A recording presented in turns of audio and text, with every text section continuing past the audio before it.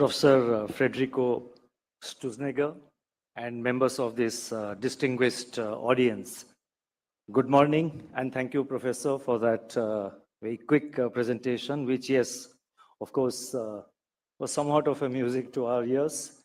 But monetary policy is always challenging, and there cannot be any scope for any kind of complacency at any point of time.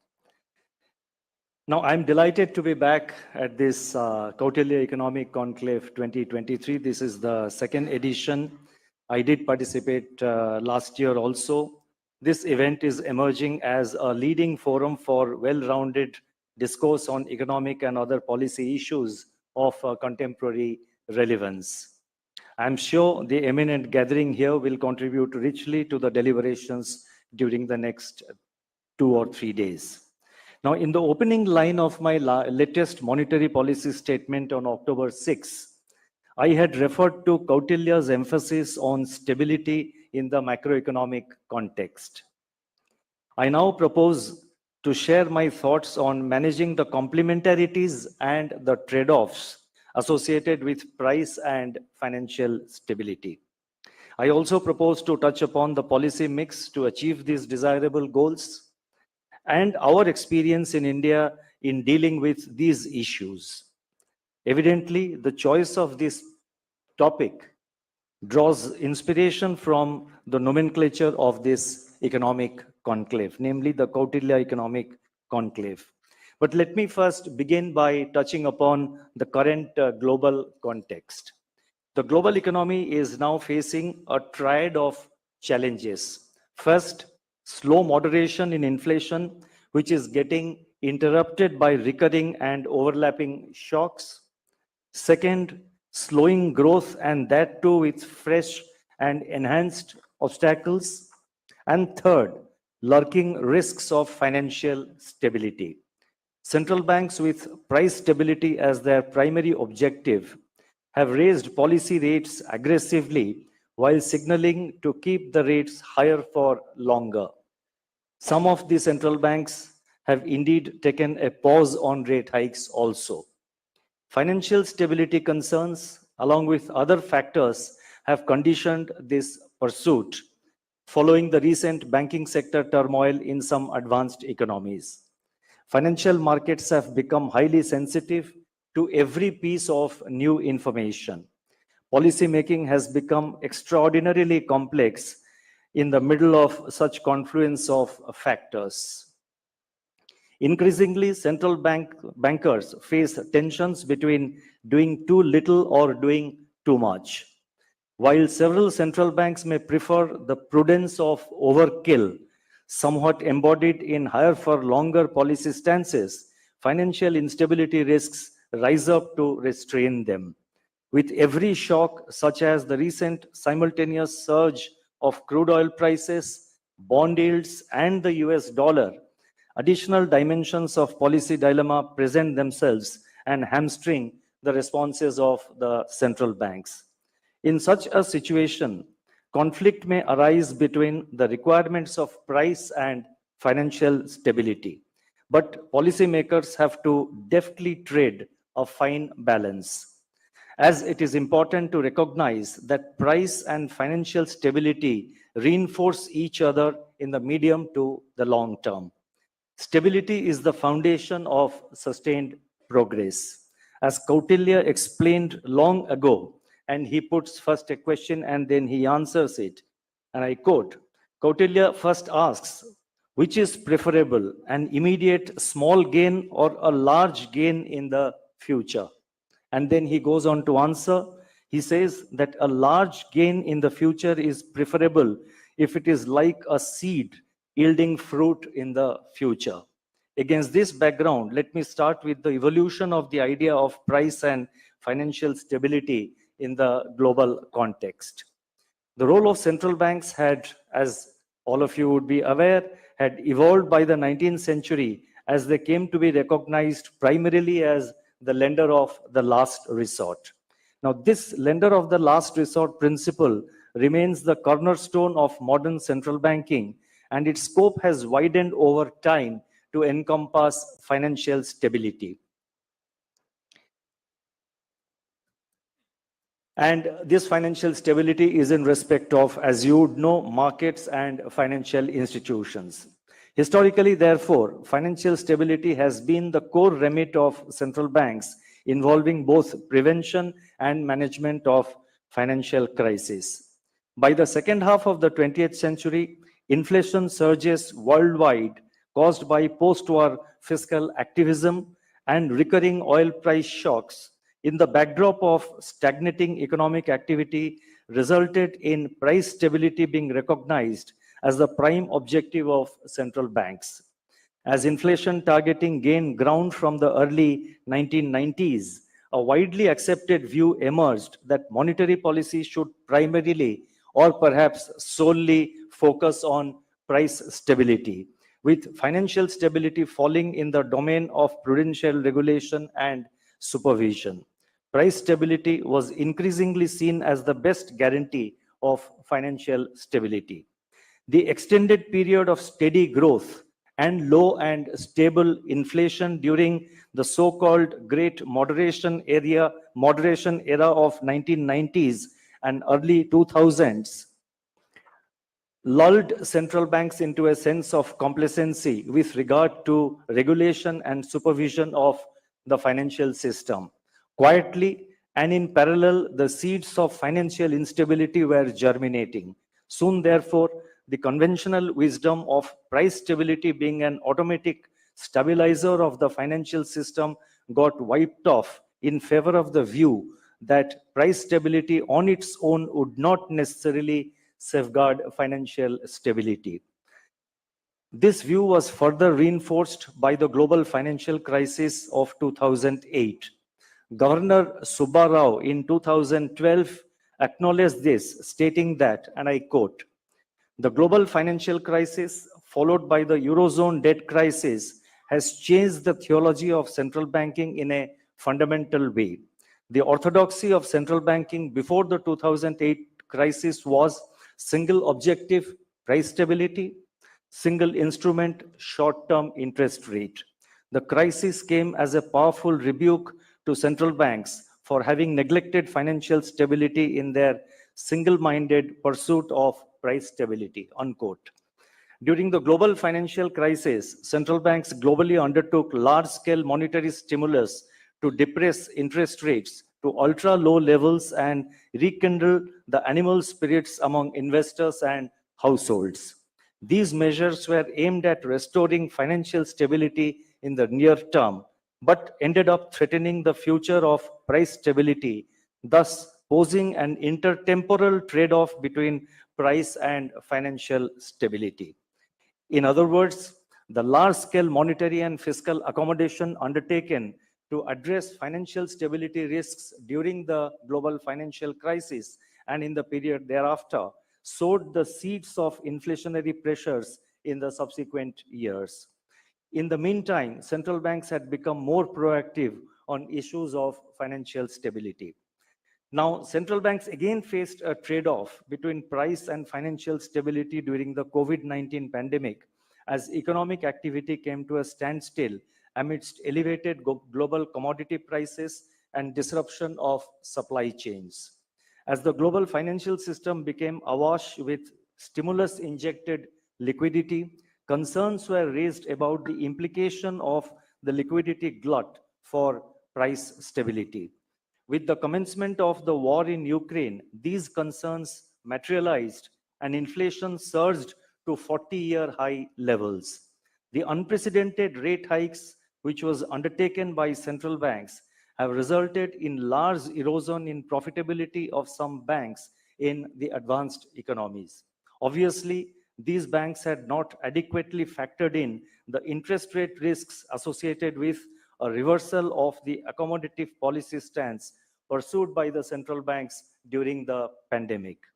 The collapse or the failure of some of these banks, particularly in the advanced economies, demonstrated the reverse causality of the trade-off mentioned earlier. In other words, the measures undertaken during the global financial crisis to restore financial stability sowed the seeds of future price instability risks. while this time around, after the pandemic and the war in Ukraine, the measures to address price stability led to concerns relating to financial instability in some parts of the world. Summing up, the last 2 decades have revealed multiple linkages running between financial stability to price stability and vice versa. Measures for promoting financial stability can complement or constrain monetary policy depending upon its usage. And this is very important. Eventually, what matters is the usage of various instruments in the pursuit of financial stability and price stability. Now, financial stability measures aimed at, and I would now like to elaborate. Financial stability measures aimed at effective regulation and supervision of banks, non-banking financial companies, that is like NBFCs, and markets can enhance monetary transmission and help achieving price stability. Whereas, on the other hand, financial stability measures via extraordinary monetary expansion, if not corrected timely, can jeopardize price stability.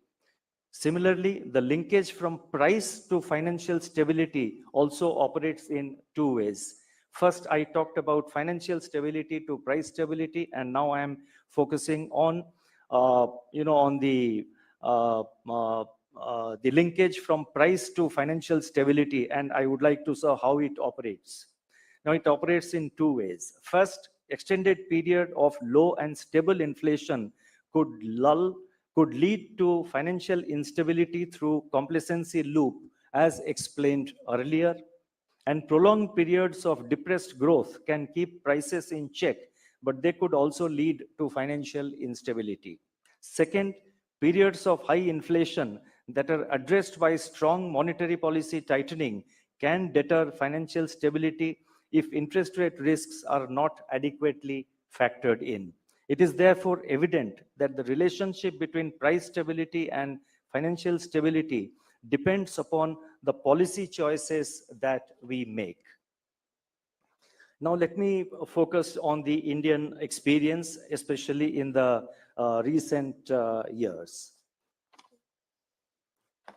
The Reserve Bank, with its assigned responsibility to maintain monetary stability and price stability, also has the larger responsibility of maintaining financial stability, as it is the regulator and supervisor of the banks and other non-financial sector entities like the NBFCs and the like, and also the financial markets. Unlike price stability, financial stability is not specifically defined and it's not explicitly quantifiable. Now, inflation, you can say that the target is 4% or 5% or 2%, whatever. But how do you define financial stability and how do you quantify financial stability is something which is not possible.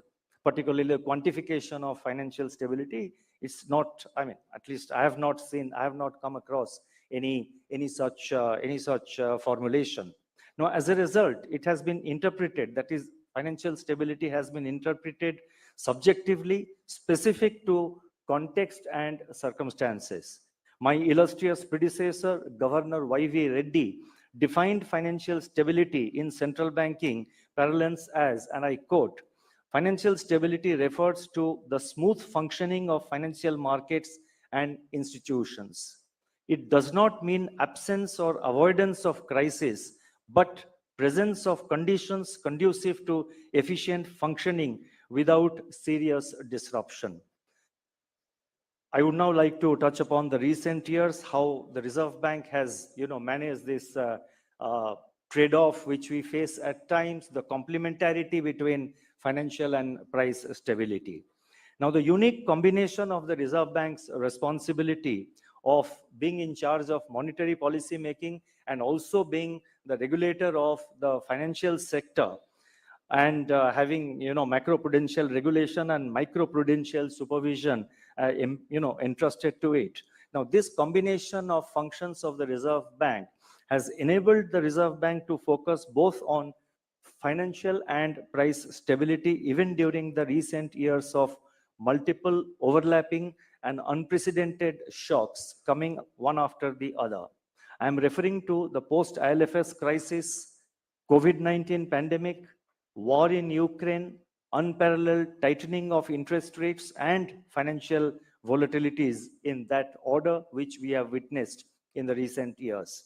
Now, following the collapse of the ILFS in the second half of 2018, almost the entire 2019, so far as Reserve Bank is concerned, the entire 2019 necessitated taking measures to intensify the supervision of the NBFCs, close monitoring of their liquidity and stability conditions, infusing system liquidity through innovative instruments like currency buy-sell swaps, which we undertook in March and April 2019, restoring market confidence through appropriate communication and backing it up with actual action on several fronts.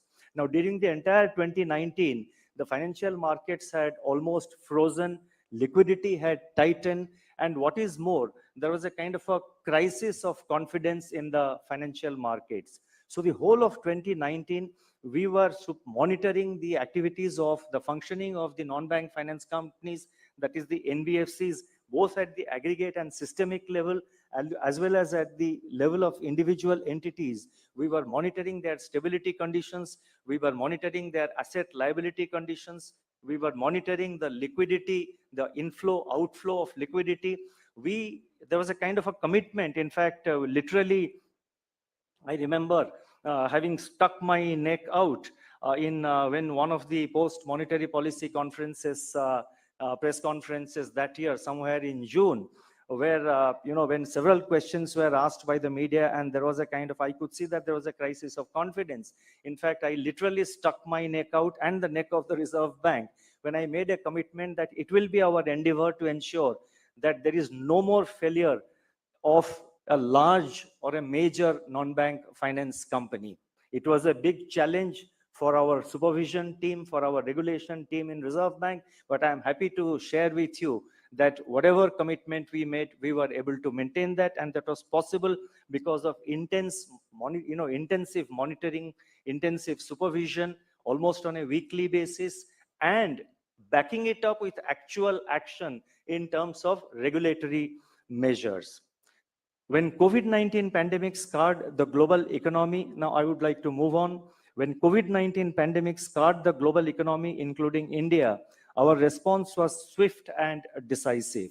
We put in place business continuity measures even before the nationwide lockdown was announced.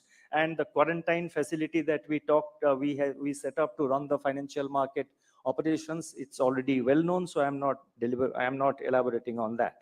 The policy repo rate was reduced sizably by 115 basis points in a span of 2 months, that is between March and May 2020. Unlike advanced economy central banks, which eased rates close to the zero lower bound, we did not reduce the policy repo rate below our inflation target of 4%. Financial conditions were eased substantially by further reducing the reverse repo rate, which lowered the floor rate of the Reserve Bank's liquidity adjustment corridor. This became the effective anchor of money market rates. In addition, liquidity enhancing measures equivalent to 8.7% of GDP were announced. Our liquidity measures were unique in several ways. Liquidity was provided only through Reserve Bank's counterparties, that is banks. Asset purchase program, or the GSAP as was popularly known, was for a limited period of 6 months. Collateral standards were not diluted while offering lending facilities, and most of these liquidity injection measures were targeted and had pre-announced sunset clauses which helped in their orderly unwinding.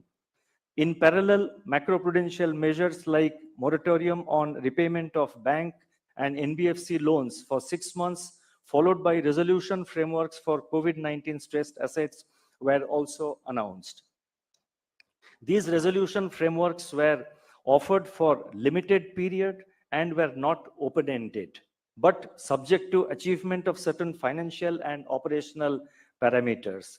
It may be noted that all these measures which we took during the pandemic and immediately thereafter, it may be noted that all these measures were nuanced, keeping in mind the price and financial stability challenges they may create in the future. Every decision that we took, we were weighing it from the perspective of what risks it will pose to financial stability, what risks it will pose to price stability going forward. And that sort of determined almost all our policy making during that period. Interestingly, the Reserve Bank's balance sheet size, which had expanded to 28.6% of GDP in 2021, that is during the first year of the pandemic, from 24.6% in 2019-20. Let me repeat, the Reserve Bank's balance sheet size, which had expanded to 28.6% of GDP in 2021, from 24.6% in 2019-20, has moderated to about 22.5% of GDP in the last financial year 22-23, going below even its pre-pandemic level. During 2021, the surplus liquidity was gradually migrated from the short end to the longer horizon through variable rate reverse repo auctions of longer tenors, which lifted short-term rates from ultra-low levels, thereby obviating financial stability challenges. This was done by sensitizing the market well in advance through effective communication. The period since the onset of the pandemic was an example of how the Reserve Bank could effectively address macro stability consideration of maintaining price stability through conventional and unconventional monetary policy within the flexibility provided by the flexible inflation targeting framework, while also addressing financial stability considerations simultaneously. The flexibility provided by the dual mandate in our flexible inflation targeting framework, the flexibility provided under this framework of maintaining price stability while keeping in mind the objective of growth, along with the provision of a tolerance band around the target rate of 4%, helped us to accommodate large supply side shocks while focusing on immediate growth concerns during the pandemic. Subsequently, when the shock of Ukraine war struck in 2022 and there was a sudden surge in inflation, we quickly changed gears by prioritizing inflation over growth and shifting the monetary policy stance from being accommodative to withdrawal of accommodation. Further, given that the nature of inflation process in India was driven largely by supply side shocks, proactive supply side measures taken by the government aided to temper the price impulses. Focusing again on the current context, after raising the policy repo rate by 250 basis points cumulatively between May last year and February this year, with the quantum of rate hikes being calibrated in tune with the evolving inflation outlook, we have maintained a pause on policy rates in 23-24 so far. The 250 basis points rate hike is still working through the financial system. We have also appropriately fine-tuned our communication to ensure successful transmission of the interest rate hikes. The prevailing global environment of slowing growth and stubborn inflation, especially in the last few miles before reaching the target. Now, on the one hand, the growth is now slowing down. I'm talking about the global situation. There is a global slowdown of growth, and even the IMF has projected. And the last few miles, almost for every central bank, before the central banks reach their targets, the inflation, it seems to be becoming stubborn. And against this background, economic activity in India exhibits resilience on the back of strong domestic demand. Real GDP growth for 23-24, that is for the current year, is projected at 6.5% by the Reserve Bank, and India is poised to become the new growth engine of the world. We remain extra vigilant on the evolving inflation dynamics. Headline CPI inflation has moderated sharply to 5% in September, with correction in vegetable prices. The outlook on food inflation, however, is beset with uncertainties. On the positive side, core inflation, that is CPI inflation excluding food and fuel, has eased by around 170 by 170 basis points to 4.5% from its peak in January 23, January this year. We have projected headline CPI inflation at 5.4% for the current financial year. As evident from our survey of September 2023, there is further progress on anchoring of inflation expectations, which entered the single-digit zone for the first time since the COVID-19 pandemic.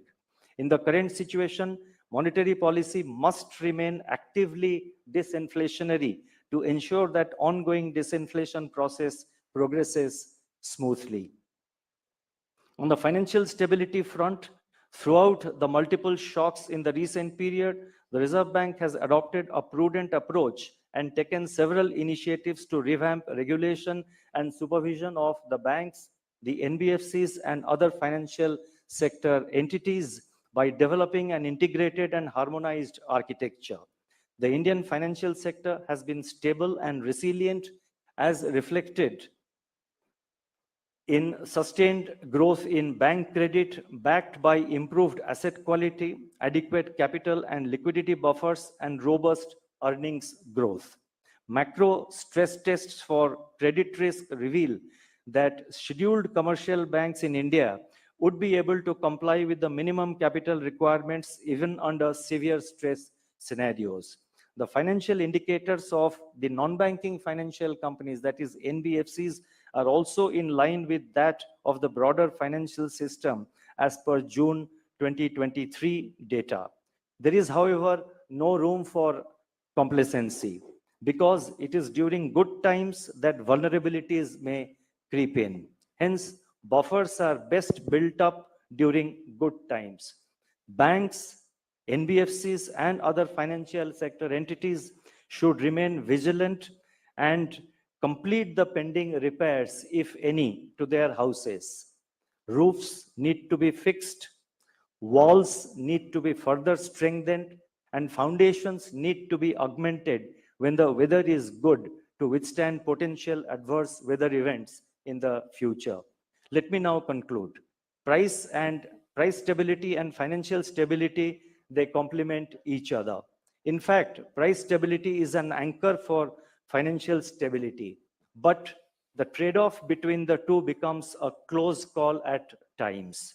It has been our endeavor in the Reserve Bank to manage these complementarities and trade-offs as efficiently as possible, while according priority to price stability, keeping in mind the objective of growth as mandated under the law. We treat financial stability as non-negotiable. Our policies and choices of instruments are guided by this holistic approach.